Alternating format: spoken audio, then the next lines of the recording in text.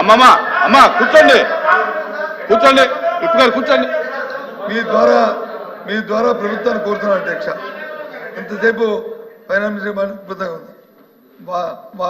ఈ సభలో వారిని మమ్మల్ని అందరినీ కలిపి కమిటీ అయ్యండి అధ్యక్ష. వారు చెప్పిన 10 లక్షల కోట్లు, 7 లక్షల కోట్లు, 14 లక్షల కోట్లు, 16 లక్షల కోట్లు ప్రభుత్వం చేసిన వాళ్ళు ఇచ్చిన బడ్జెట్ డాక్యుమెంట్ ఇదో లేదు కాగు ఇచ్చిన రిపోర్ట్ను ఆ రెండింటిని దగ్గర పెట్టుకొని అన్ని పరిశీలించి ఆ ప్రజలకు వాస్తవం చెప్తాం అధ్యక్ష. మాకు అభ్యంతరం లేదు, అంతేగాని మాకు అభ్యంతరం లేదు.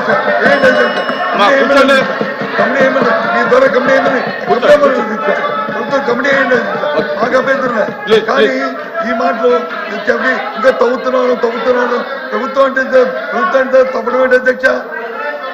ప్రభుత్వం అంటే తప్పడం ఏంటి అధ్యక్ష? నాకు అర్థం అవట్లేదు. తప్పడం ఏంటి అధ్యక్ష? అమ్మా కూర్చోండి కూర్చోండి కూర్చోండి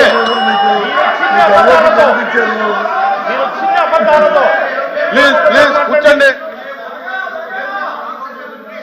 కూర్చోండి. ఎల్ఓపి గారు మీరే సమయం పాటించకపోయి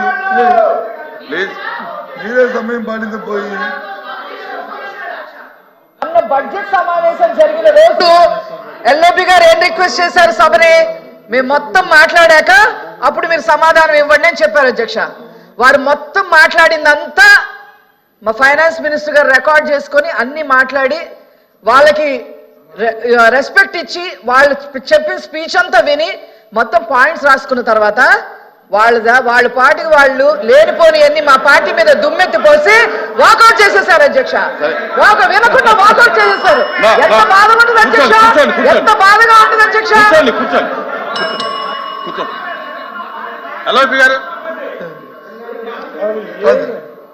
అంటే నాకు అర్థం అవుతుంది అధ్యక్ష.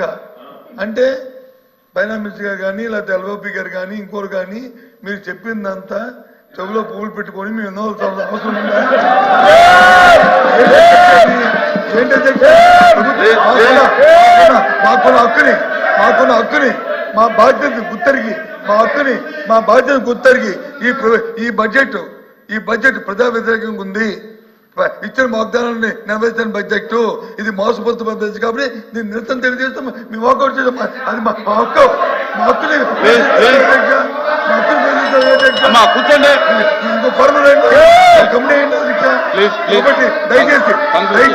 దయచేసి మిమ్మల్ని మేము రిక్వెస్ట్ చేస్తాం అధ్యక్ష. మీ ద్వారా ప్రభుత్వాన్ని రిక్వెస్ట్ చేస్తాం అధ్యక్ష. మీ ద్వారా ఒక కమిటీ ఏంటి అధ్యక్ష? వాళ్ళు మమ్మల్ని కలిపి ఆ కమిటీ వచ్చే ముందు ప్రెజెంటేషన్ పడిన అధ్యక్ష. అప్పుడు ఫైనల్ గా వచ్చిన తర్వాత అది ప్రజలు చెప్తాం అధ్యక్ష. దయచేసి కూర్చోండి. ఫైనాన్స్ మినిస్టర్ గారు కూర్చోండి ప్లీజ్. ఫైనాన్స్ మినిస్టర్ గారు మాట్లాడారు, కూర్చోండి. కూర్చోండి సార్. మంత్రిగా మాకున్నటువంటి బాధ్యత సభ్యులు అడిగినటువంటి ప్రశ్నలకు సమాధానం చెప్పడం, సాధ్యమైనన్ని వివరాలు అందించడం మాకు మీ అనుమతితోనే మేము చేస్తున్నాం అధ్యక్ష. సభకున్నటువంటి 2 ప్రశ్నలు వాళ్ళలోనే కాంట్రవర్సీస్ చాలా ఉన్నాయి కాబట్టి వాటిని 2-3 ప్రశ్నలు అడగదలుచుకున్న అధ్యక్ష. ఈ ప్రశ్నకు 2-3 నిమిషాలే చెప్పండి, మేము అడిగిన ప్రశ్నకు మాత్రం 20 నిమిషాలు చెప్పండి, మాకు నచ్చేవి మాత్రము మీరు అరగంట పొగడండి, మాకు నచ్చకపోతే మాత్రం మేము 1 నిమిషంలోనే సమాధానం చెప్పి కూర్చోండి.